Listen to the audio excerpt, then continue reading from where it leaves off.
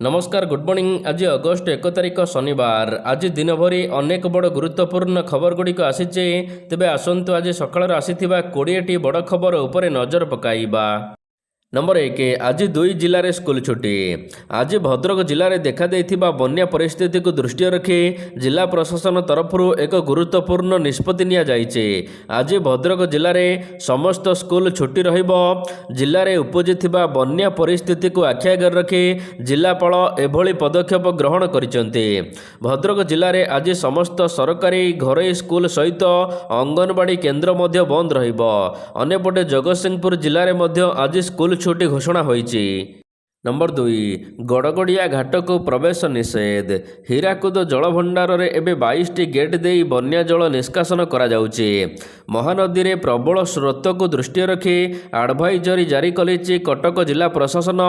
48 घंटा पर्यंत सतर्क सूचना जारी होईची। तेबे 48 घंटा पाई कटक गड़गड़िया घाट एवं बालीयात्रा तल पड़िया को साधारण लोकमानंकर प्रवेश उपरे कटकणा लागिची। नंबर 3, कॉलेज रे एडमिशन अवधि बढ़िला। बन्या अंचल रे कॉलेज रे एडमिशन समय वृद्धि करा जाइछे। समस्त जिलापाल को रिपोर्ट देबा को निर्देश दिया जाइछे। उच्च शिक्षा मंत्री सूर्यवंशी सूरज एने निर्देश दैचंती। बन्या पाई विभिन्न कॉलेज रे एडमिशन बाधा उपजिथिबा नै खबर प्रसारण परे मंत्री एभली पदक्षेप नैचंती। राज्यर समस्त कॉलेज रे चलीछि नामलेखा प्रक्रिया। नंबर 4, खोलिला 22टी गेट हीराकुद रे। हीराकुद जलभंडार रे एबे 22टी गेट देई बन्या जल निष्कासन जारी रहिছে। तेबे जल संपद विभागर सूचना अनुसार वर्तमान प्राय 3.5 लाख क्यूसेक जल हीराकुद पानी छाड़ुचे। अन्यपटे खैरमला रे एबे 5,27,000 क्यूसेक पानी प्रवाहित हेउचे। वर्तमान हीराकुद रे 1,80,000 क्यूसेक जल निष्कासन हेउचे।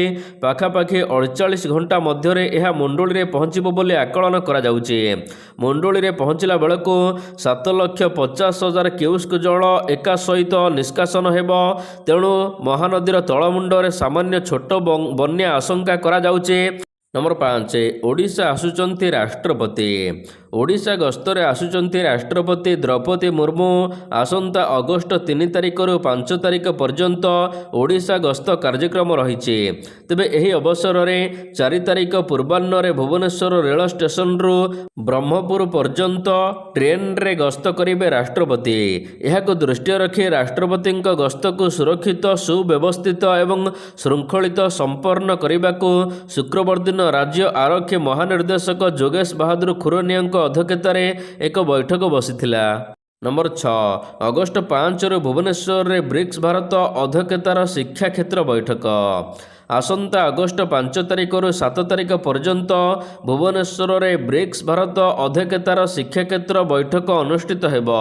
एही अंतर्जातीय स्तरीय बैठक को सुपरिचालना एवं सफल आयोजन को नहीं मुख्य शासन सचिव अनु गर्गଙ୍କ अध्यक्षतार लोकसभा भवनर सम्मेलनी कक्ष रे एक प्रस्तुति बैठक बसिथिला। नंबर 7, पुणी 2 रु बढ़िबो वर्षा।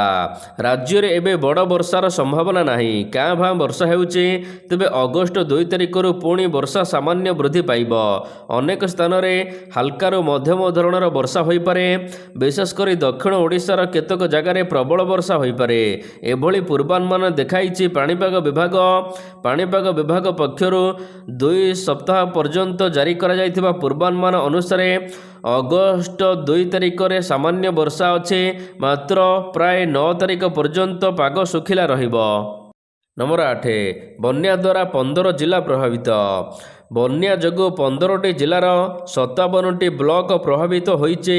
बन्या स्थिति समीक्षा पर सूचना दैचंती राजस्व और विपर्यय परिचालना मंत्री सुरेश पुजारी। महानदी को छाड़देले बाकी सबु नदी एबे विपद संकेत तले प्रवाहित हेउचे। बन्या पानी कमिबा पर्यंत सुखिला एवं रंधा खाद्य दियाजिबो। क्षयक्षति रिपोर्ट आसिले संगे संगे क्षतिपूरण दियाजिबो बोली मंत्री कहिचंती। ନମ୍ବର 9 ଓଡ଼ିଶାକୁ ମିଳିବ ସବୁ ସହଯୋଗ। ନୂଆଦିଲ୍ଲୀ ଗସ୍ତରେ ଥିବା ମୁଖ୍ୟମନ୍ତ୍ରୀ ମୋହନ ଚରଣ ମାଝୀ ଗତକାଲି କେନ୍ଦ୍ର ଗୃହମନ୍ତ୍ରୀ ଅମିତ ଶାହାଙ୍କୁ ସାକ୍ଷାତ କରିଛନ୍ତି। ଏହି ସାକ୍ଷାତ ସମୟରେ ଓଡ଼ିଶାର ବିଭିନ୍ନ ବିକାଶମୂଳକ କାର୍ଯ୍ୟକ୍ରମ ସମ୍ପର୍କରେ ଆଲୋଚନା ହୋଇଛି। ପ୍ରଧାନମନ୍ତ୍ରୀ ନରେନ୍ଦ୍ର ମୋଦିଙ୍କ ଦୂରଦୃଷ୍ଟି ସମ୍ପନ୍ନ ନେତୃତ୍ୱ ଏବଂ କେନ୍ଦ୍ର ଗୃହମନ୍ତ୍ରୀଙ୍କ ନିରନ୍ତର ପ୍ରୟାସରେ ଓଡ଼ିଶାରେ ଏବେ ଦ୍ରୁତ ଗତିରେ ବୃଦ୍ଧି ପାଇ ଚାଲିଛି ବିକାଶ। ତେବେ ଏଥିପାଇଁ କେନ୍ଦ୍ର ଗୃହମନ୍ତ୍ରୀଙ୍କୁ ରାଜ୍ୟର ବିକାଶମୂଳକ ପଦକ୍ଷେପ, ଆଇନ ଶୃଙ୍ଖଳା ପରିସ୍ଥିତି, ଆଭ୍ୟନ୍ତରୀଣ ସୁରକ୍ଷା ଏବଂ ଚାଲୁ ରହିଥିବା ବିଭିନ୍ନ ବିକାଶମୂଳକ ଜନକଲ୍ୟାଣକାରୀ ପ୍ରକଳ୍ପଗୁଡ଼ିକ ଅଗ୍ରଗତିକୁ ନେଇ ସମୀକ୍ଷା କରାଯାଇଥିଲା। ନମ୍ବର 10 ପାଣି ଘେରରେ 500 ପରିବାର। ଲଘୁଚାପ ଜନିତ ବର୍ଷା ପ୍ରଭାବରେ ବାଲେଶ୍ୱର ସହରରେ ଜଳବନ୍ଦୀ ସ୍ଥିତି ସୃଷ୍ଟି ହୋଇଥିଲା। ବର୍ତ୍ତମାନ ସ୍ଥିତିରେ ସୁଧାର ଆସିଛି। ସହରର ରାସ୍ତା, ବଜାର, ଦୋକାନ ଘରେ ପାଣି ପଶିଛି, କିନ୍ତୁ ନଦୀକୂଳିଆ ଅଞ୍ଚଳରେ ବନ୍ୟା ପରିସ୍ଥିତି ସୃଷ୍ଟି ହୋଇଥିବା ସ୍ଥିତି ସଙ୍ଗୀନ ରହିଛି। ଲୋକମାନଙ୍କର ଦୁର୍ଦ୍ଦଶା ବଢ଼ୁଛି। ପୌରପାଳିକାର ବିଭିନ୍ନ ୱାର୍ଡର 500ରୁ ଅଧିକ ପରିବାର ଏବେ ବି ଜଳବନ୍ଦୀ ଅବସ୍ଥାରେ ଅଛନ୍ତି। ମାତ୍ର ଏପର୍ଯ୍ୟନ୍ତ ସେମାନଙ୍କ ନିକଟରେ କୌଣସି ସରକାରୀ ସହାୟତା ପହଞ୍ଚି ନଥିବା ସ୍ଥାନୀୟ ଲୋକମାନେ ଅଭିଯୋଗ କରିଛନ୍ତି। ନମ୍ବର 10 ଭଦ୍ରକ ଜିଲ୍ଲାରେ 4.7 ଲକ୍ଷ ଲୋକ ବନ୍ୟା ଦ୍ୱାରା ପ୍ରଭାବିତ। ଭଦ୍ରକ ଜିଲ୍ଲାରେ ପ୍ରବଳ ବର୍ଷା ଏବଂ ନଦୀଗୁଡ଼ିକରେ ଜଳସ୍ତର ବୃଦ୍ଧି ପାଇବା ଯୋଗୁଁ ବନ୍ୟା ପରିସ୍ଥିତି ଜଟିଳ ହୋଇଛି। ବିଶେଷ କରି ଭଦ୍ରକ ଜିଲ୍ଲାରେ ସ୍ଥିତି ଅତି ସଙ୍ଗୀନ ରହିଥିବା ଜଣାପଡ଼ିଛି। ପ୍ରଶାସନିକ ତଥ୍ୟ ଅନୁସାରେ ଜିଲ୍ଲାର 110ଟି ଗ୍ରାମ ପଞ୍ଚାୟତର 26ଟି ୱାର୍ଡ ଏବଂ 423ଟି ଗ୍ରାମର ପ୍ରାୟ 4,68,649 ଲୋକ ବନ୍ୟା ଦ୍ୱାରା ପ୍ରଭାବିତ ହୋଇଛନ୍ତି।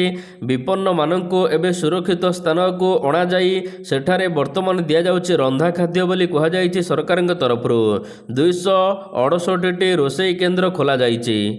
ନମ୍ବର 11 ଜାତୀୟ ସ୍ତରରେ ଓମ୍ଫେଡ୍ ନମ୍ବର 1। ଓଡ଼ିଶାର ପ୍ରମୁଖ ଦୁଗ୍ଧ ସମବାୟ ସଂସ୍ଥା ଓମ୍ଫେଡ୍ ପୁଣି ଥରେ ଜାତୀୟ ସ୍ତରରେ ରାଜ୍ୟ ପାଇଁ ଗୌରବ ଆଣିଦେଇଛି।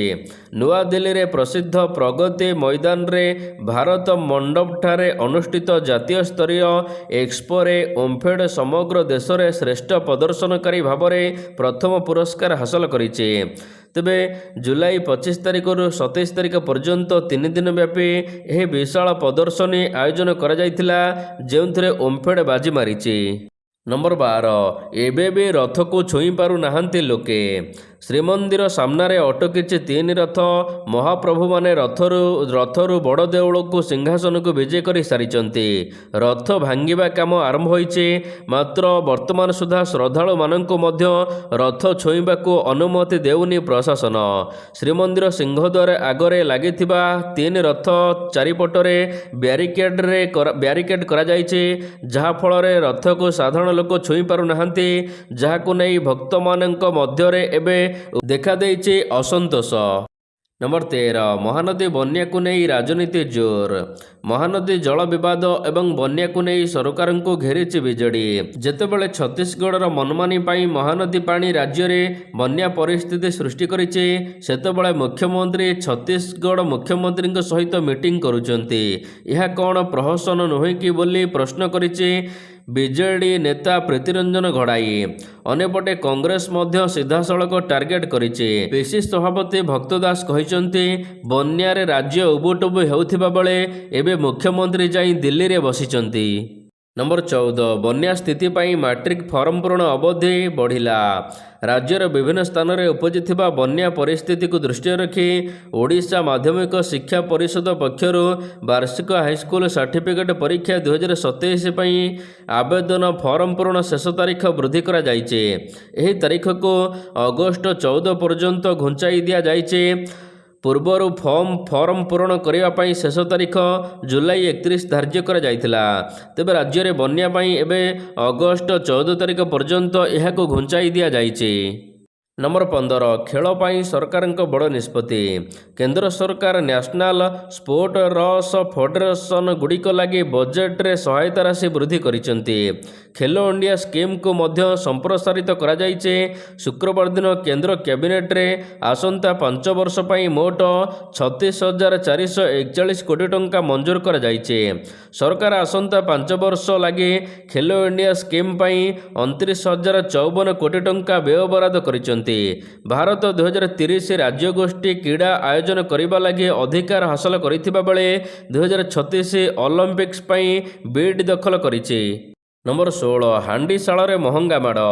ଏବେ ହାଣ୍ଡିଶାଳରେ ପନିପରିବା ଦର ଆକାଶ ଛୁଆଁ ହୋଇଥିବାରୁ ମହଙ୍ଗା ମାଡ଼। ଏହାର ପ୍ରଭାବ ସିଧାସଳଖ ସାଧାରଣ ଲୋକମାନଙ୍କ ଉପରେ ପଡ଼ୁଛି। ଏବେ ସମସ୍ତ ପନିପରିବା ଦର ଆକାଶ ଛୁଆଁ ରହିଛି। ତେବେ ବର୍ତ୍ତମାନ ଫୁଲକୋବି ପ୍ରତି 100 ଟଙ୍କା, କାଙ୍କଡ଼ 80 ଟଙ୍କା, ପୋଟଳ 80 ଟଙ୍କା, ବନ୍ଧାକୋବି 60 ଟଙ୍କା, ଗାଜର 80 ଟଙ୍କା, କାକୁଡ଼ି 60 ଟଙ୍କା, ବାଇଗଣ 60, ଟମାଟର 40, କଲରା 60, ଭେଣ୍ଡି 40, ଲଙ୍କା 120ରୁ 140 ଟଙ୍କା, ପିଆଜ 40 ଟଙ୍କା, ଆଳୁ 20 ଟଙ୍କା, ଧନିଆ ପତ୍ର ପ୍ରତି କିଲୋ 250 ଟଙ୍କା ଦରରେ ବିକ୍ରି ହେଉଥିବାରୁ ସାଧାରଣ ଲୋକମାନଙ୍କର ଚିନ୍ତା ବଢ଼ିଛି। ନମ୍ବର 17 ଆସାମରେ ଭୟଙ୍କର ବନ୍ୟା, 80 ଜଣଙ୍କର ମୃତ୍ୟୁ ହେଲାଣି। ଆସାମରେ ବନ୍ୟାରେ ଏବେ 80 ଜଣଙ୍କର ମୃତ୍ୟୁ ହୋଇସାରିଛି। ଯେତେବେଳେ 8ଟି ଜିଲ୍ଲାର 2.21 ଲକ୍ଷ ଲୋକ ପ୍ରଭାବିତ ହୋଇଥିବା ବେଳେ ସରକାରୀ ସୂଚନା ମୁତାବକ ବର୍ତ୍ତମାନ ଆସାମ ବନ୍ୟାରେ ପାଖାପାଖି 80 ଜଣଙ୍କର ମୃତ୍ୟୁ ଘଟିଛି। ନମ୍ବର 18 କେନ୍ଦ୍ର ସରକାରଙ୍କ ବଡ଼ ନିଷ୍ପତ୍ତି। କେନ୍ଦ୍ର କ୍ୟାବିନେଟ୍ରେ ବଡ଼ ନିଷ୍ପତ୍ତି ନିଆଯାଇଛି। ଆଉ 5 ବର୍ଷ ପର୍ଯ୍ୟନ୍ତ ବଢ଼ିଲା ପିଏମ୍ କିଷାନ ଯୋଜନାର ଅବଧି। 2030-31 ଯାଏ ପିଏମ୍ କିଷାନ ଯୋଜନା ଅବଧି ବଢ଼ିଛି। କେନ୍ଦ୍ର କ୍ୟାବିନେଟ୍ରେ ଏହି ନିଷ୍ପତ୍ତି ନିଆଯାଇଛି। କେନ୍ଦ୍ର ସରକାର ଚାଷୀମାନଙ୍କ ପାଇଁ ଅନେକ ଯୋଜନା ଚଲାଉଛନ୍ତି। ଏହାର ମଧ୍ୟରେ ସିଧାସଳଖ ଚାଷୀ ଲାଭ ପାଉଛନ୍ତି ପିଏମ୍ କିଷାନ ଯୋଜନା ଦ୍ୱାରା, ଯାହାକୁ ଏବେ ବୃଦ୍ଧି କରାଯାଇଛି। ଏହି ଯୋଜନା ଅଧୀନରେ ଚାଷୀମାନେ ପ୍ରତିବର୍ଷ 6,000 ଟଙ୍କା ପାଉଛନ୍ତି। ନମ୍ବର 19 ଆଜିଠାରୁ ବଢ଼ିବ ଉଜ୍ଜ୍ୱଳା ଗ୍ୟାସ୍ ଦର। ଦେଶରେ ଅଗଷ୍ଟ 1 ତାରିଖ ଅର୍ଥାତ୍ ଆଜିଠାରୁ ଅନେକ କିଛି ପରିବର୍ତ୍ତନ ହେଉଛି, ଯେଉଁଥିରେ ଘରୋଇ ସିଲିଣ୍ଡରର ମୂଲ୍ୟ ପରିବର୍ତ୍ତନ ହୋଇପାରେ ଜଣାପଡ଼ିଛି। ସିଲିଣ୍ଡର ଗ୍ୟାସ୍ରେ 300 ଟଙ୍କା ମହଙ୍ଗା ହେବ ବୋଲି ସୂଚନା ପ୍ରଦାନ କରାଯାଇଛି। ନମ୍ବର 20 ପାକିସ୍ତାନ ଗସ୍ତରେ ଯିବେ ପ୍ରଧାନମନ୍ତ୍ରୀ ମୋଦି।